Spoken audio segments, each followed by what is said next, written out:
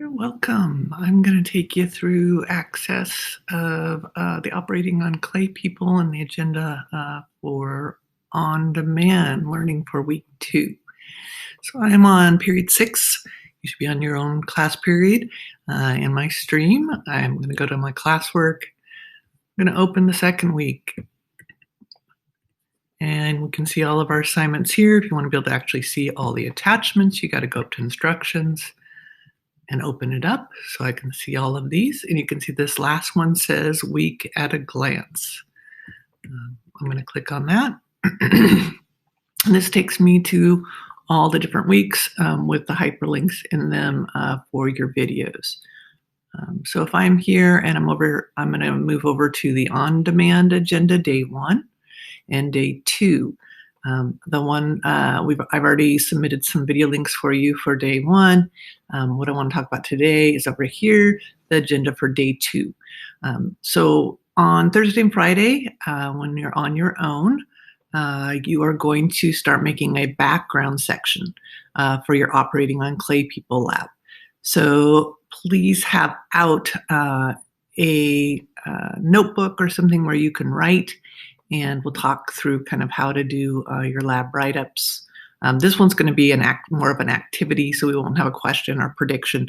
This is more of a practice so that we can get used to kinesthetically using the different terms that we're learning in Chapter 1. And I will provide a video clip of the actual doing of this lab next week when we get ready to actually do it. So we have here Operating Clay People. I'm going to click on it in just a moment. We have your career corner. So your career section for Chapter 1 is on EMTs. And then we'll be starting the scientific literacy lesson or continuing it. So let's talk about Operating on Clay People. So I'm going to click on this. I'm going to go to the lab. Like I said, you could get to it by everything through Week at a Glance, or I could have gotten to this as an attachment on Google Classroom, either way. So we can see here, I'm going to open it up a little bit bigger so it's taking up your screen,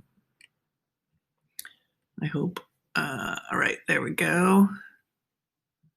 So the title, so this is like my scoring guideline for what I'm looking for in your lab notebooks. The title is Operating on Clay People.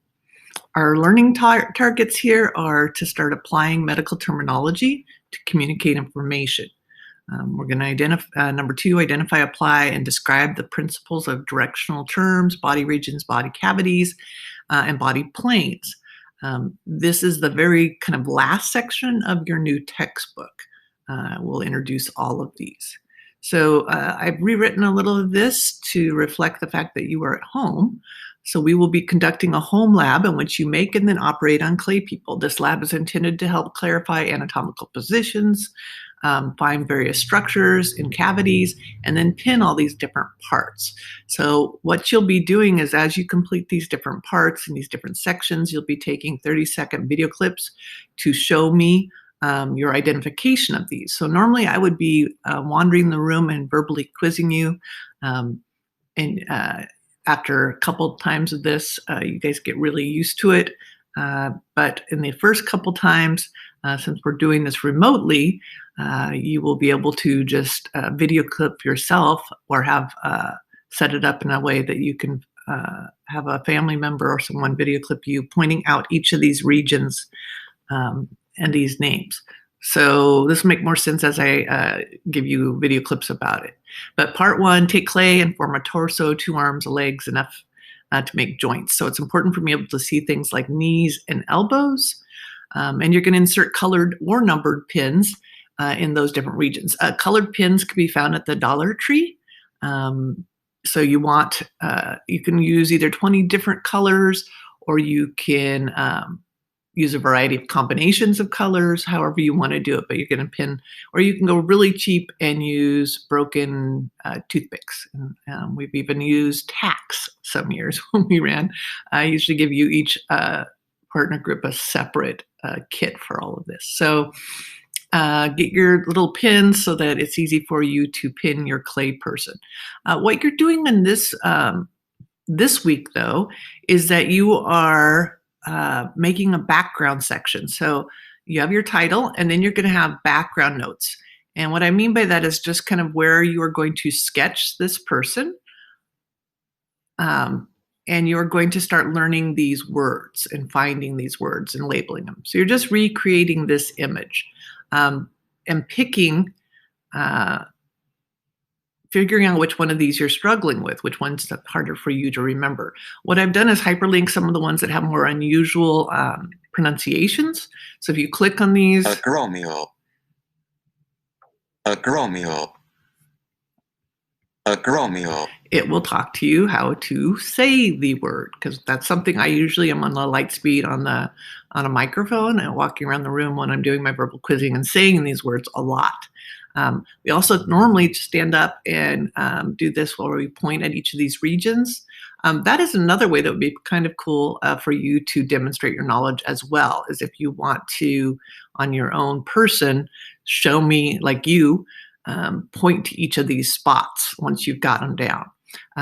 We also go through, usually as partner pair share, ways to remember these. So we might do that in breakout rooms. So just kind of be thinking through, how do I remember these? For example, carpal. I always talk to kids, what's carpal tunnel syndrome? Have you ever heard of that?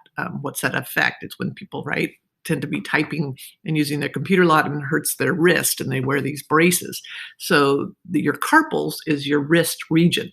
So one of the first things we're learning are these different body regions have these different names.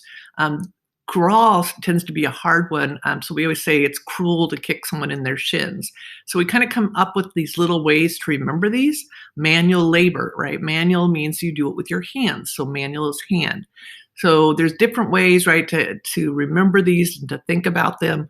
But it's really important that you go through each of them and come up with those little brain hooks to help you with it. And you can see it says, don't forget to obtain a signature of completion within your lab notebook. Obviously, I'm not going to be signing anything this year or verbally quizzing you, but what I do want is a 30-second clip of you pointing out each of these regions on your clay person or on your own body. And if you don't have clay, I'll show you a couple other things. You can use any sort of doll. I've seen this done with like those little baby dolls, kind of creepy looking, but you're welcome to do what, learn these on whatever you have. It's much easier though if there is a clear, like if you had a Barbie doll, those will work on elbows and knees, hips. We need all those joints as well.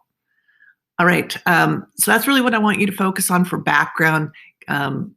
Figure these out, listen to pronunciations. I'll probably have more of them hyperlinked if you're struggling with certain pronunciations like inguinal or gluteal, antecubital, calcaneal. Okay, so let's make sure that we kind of can go through all of those. And then the different parts as we get through this lab, we'll have you take your little clay person eventually and make it into just a torso. And that's from when we start to look at these cavities. And we're going to start to take Play-Doh and clay and put organs in the cavity so you can start demonstrating where are these found inside of our body. In the same approach, right? We're going to label them, we're going to make them, and then I'm going to have you identify them with colored pins. Okay. And then last but not least, so that's part 2. Part 3 is autopsy and surgery. Since we are going to have plenty of time, I'm taking that as, and this is just where there's some sort of tragic injury. You can come up with an imaginary story or scenario, but the idea is someone has sustained a wound. That wound is no longer compatible with life or homeostasis, which is kind of our next big topic in our lab. And I want you to tell me what organs were damaged and what loss of function did they have because of that. So a little bit more creative approach, because I teach forensic science in the past, about telling me what those organ systems and the organs within them are for. And then we'll talk about this a lot next week. So these are your analysis and review after you finish your actual lab. So I will talk about that in a separate link. So this Thursday, Friday, you are just working on a title written down and then a background where you've sketched a person and labeled these 20 spots, these 20 regions, and start coming up with ways that you can remember them, or things that help you remember them. That's it. Let me know if you have any questions. Welcome. I'm not sure how much my internet can handle with the rendering, but we're going to try to do 2 of these videos at once and get this out to you about the Thursday and Friday, week 2, after the Operating on Clay People discussion. So again, let me get you to the weekly agenda. What I'm going to click on next is number 2. So this is on your Ed Puzzle. So you just go to your class period. I would recommend going to the app, because otherwise it will take you right into a 5th or 6th period Ed Puzzle. So that was my fault, done some confusion on that in terms of some of you getting into the wrong class period. It only gives me one link when I share. So it's either putting you right into one period or another. So just go through the app and it will put you into the correct period. So your career is now the EMT, and you just watch this 3-minute clip and answer these embedded questions. So that is number 2 on the agenda.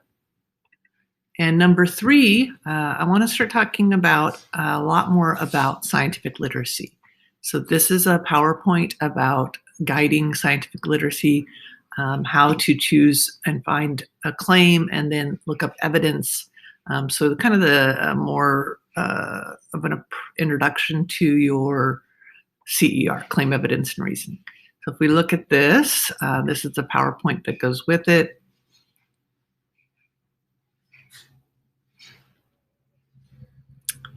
And I'm going to go ahead and open it. This was actually a presentation I did with another teacher in San Diego, 4 teachers.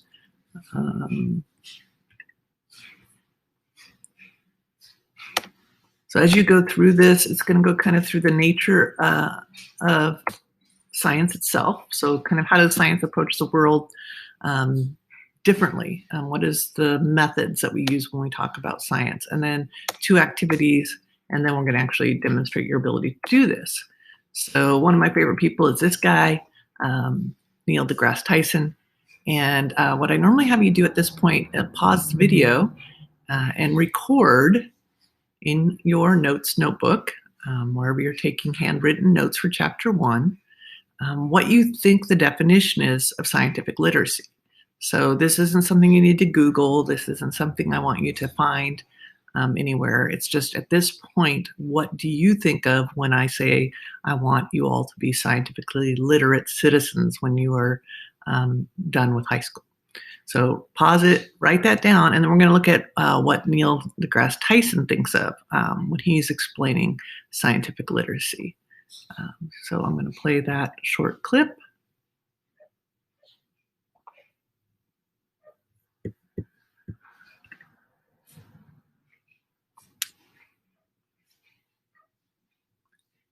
After 30 days, I could not believe if the sound is ever funny on any of these, please let me know and I will fix the settings.